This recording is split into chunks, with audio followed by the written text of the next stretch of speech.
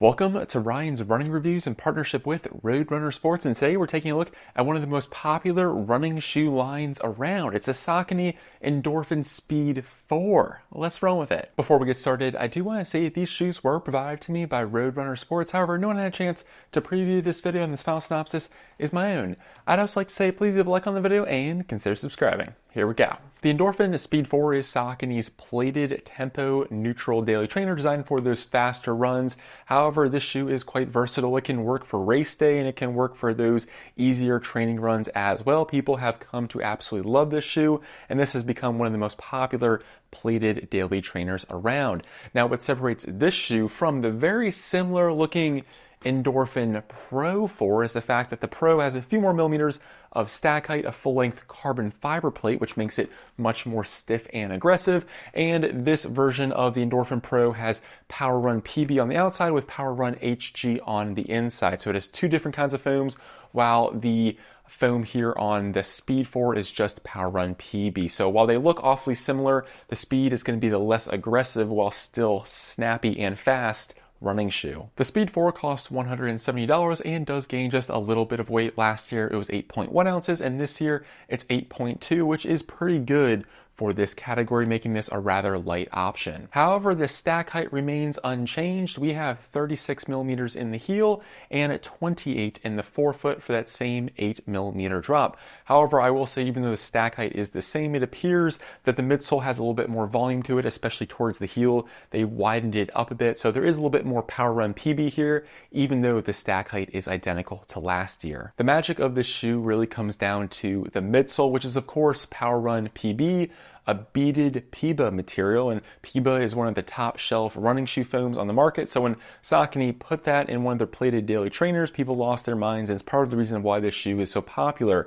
PWRRUN PB is just incredibly light, has a lot of energy return to it, and is fairly durable compared to more conventional foams like PWRRUN, which is an EVA foam. So the fact that you get a really light platform that doesn't break down that quickly and offers a lot of energy return is what really does make this shoe so special. And of course, inside the midsole, we have a full-length winged nylon plate, which has been updated this year. It feels a little bit more flexible to me compared to what we saw last year on the Speed 3.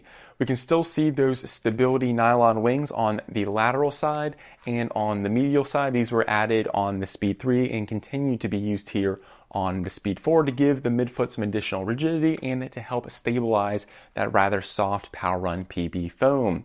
Now, of course, this nylon plate or plastic plate is much more flexible compared to the carbon fiber plates we see on most super shoes or other plated daily trainers, which is part of the reason why people like this. It's a little bit less harsh, less intrusive, still gives you some nice rigidity, helps you notice that SPEEDROLL geometry or rocker geometry without being too intrusive. So the plastic plate, much less aggressive, very flexible, but is still extremely helpful in keeping this shoe moving forward, helping you notice that rather aggressive rocker geometry and stabilizing the rather soft PWRRUN PB foam. I do think Saucony has a couple different versions of PWRRUN PB just because the version we have here on the 4 feels a touch firmer compared to what we saw last year on the 3.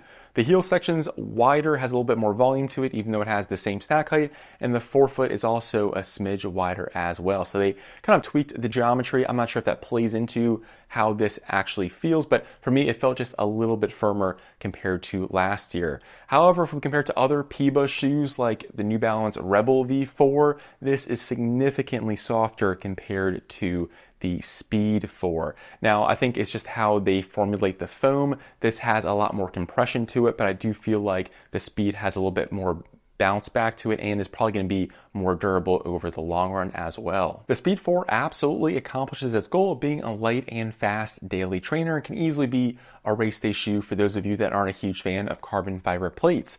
It's rather versatile as well, maybe not my favorite at those slower paces, mainly because we only have 28 millimeters in the forefoot. And yes, this was once considered like a max cushion or highly cushioned shoe, but with all brands kind of coming out with lighter, thicker, and bouncier options, kind of pushing the stack height limits, it really does make the Speed feel like a more moderately cushioned shoe. Moving on to the upper, we have a more race day-like upper here as it's completely redesigned. You can see directly into the shoe with these large holes, allowing allowing for excellent ventilation. It is rather minimal in nature with plastic overlays to give it some support.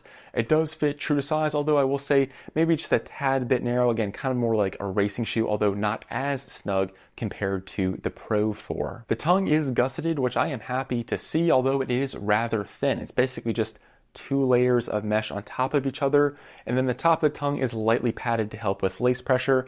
Personally, I kind of would have liked the entire tongue to be the same consistency as the top, just because I do prefer a little bit of padding, and since this is a training shoe, I don't think it would have hurt all that much.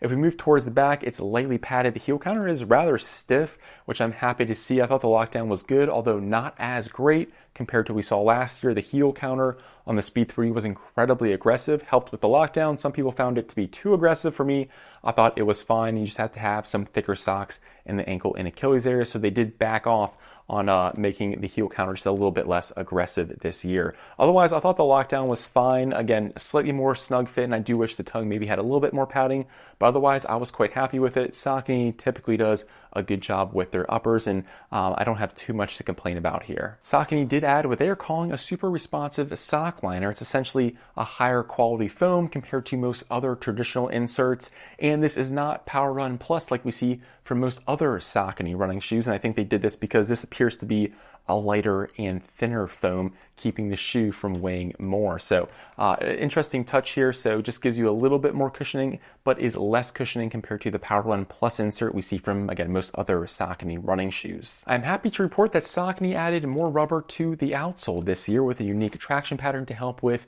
overall grip, and I do think it is a massive improvement over what we saw previously, and the fact that we have even more rubber I think helps the durability. We still have strategic rubber in the heel, and there's a small cutout which you can actually see the nylon plate, which has a slight curve and arch to it. Typically it's flat, but this is the first time I've seen Saucony add some geometry or curvature to the plate itself. New Balance does this with their plates. It's supposed to help with energy storage, so I'm assuming Saucony is doing the same thing here as well. So overall, Saucony made some minor adjustments here to the Speed 4. We have a race day upper, a little bit thinner and more breathable. The heel counter is not as aggressive.